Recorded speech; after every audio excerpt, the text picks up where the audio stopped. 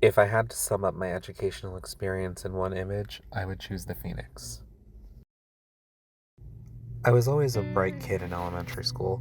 Not many subjects stumped me. I did very well during my standardized tests, and I could excel in arts and music classes without even trying. But I was definitely bullied a lot for my interest in the arts.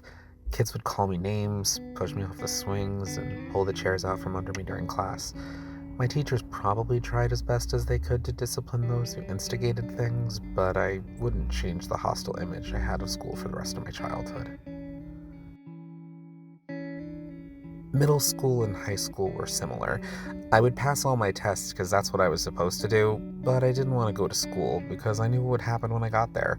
So I befriended the other weird kids, and we found our way through by spending as much time as we could together outside of school. We would get to know each other, get excited about passions we shared, and have as much fun as we could.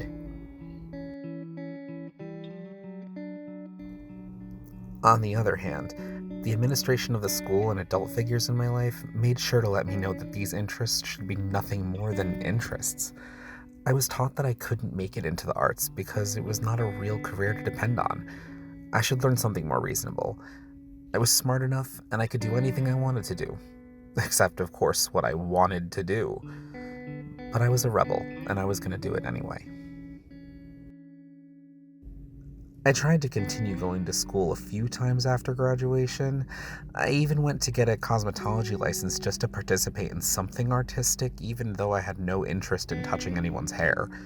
But after spending 20 grand for something I didn't even want to do, I decided to apply to an acting school to stick it to the professors who doubted me.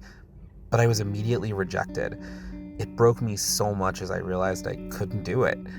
Even my teachers were right, and I began to spiral out of control.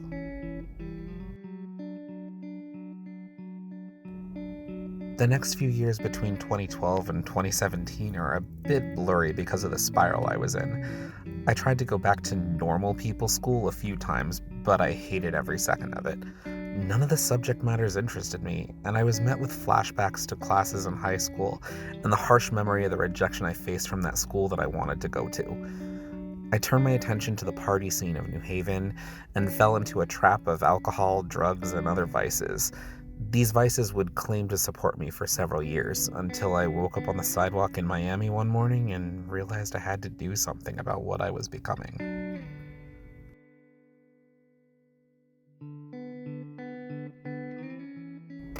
In 2016, I decided to get sober and really figure it all out. I enrolled in an online accounting school and fought through it while cleansing myself of all of my vices.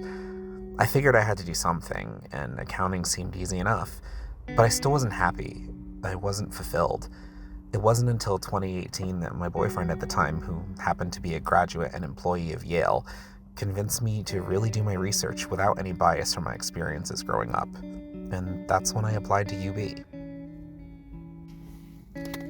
I found the interior design program fit all my needs for educational style and artistic level.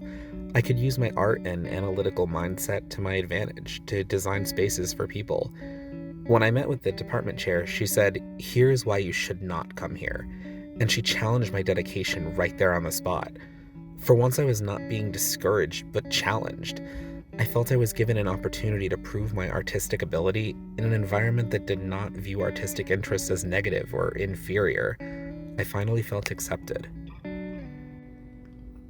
If there was anything I have learned from reflecting on my educational history, it's that students need to be encouraged to follow their passions. Lives can be destroyed when children are treated as machines and not catered to individually, at least to some capacity. If children are not empowered growing up, they run the risk of becoming mediocre against their will. Thankfully, I was strong enough to find the circle I did at UB who would challenge me and ultimately look up to me as a mentor. Without them, I wouldn't have made it into this classroom. I believe that education is strength. I believe that learning is more than being in school taking classes, and it's vital to the upbringing of humans. I believe that people learn in their own ways, and that this should be appreciated. And I believe that if you really want to succeed, your biggest teacher is yourself.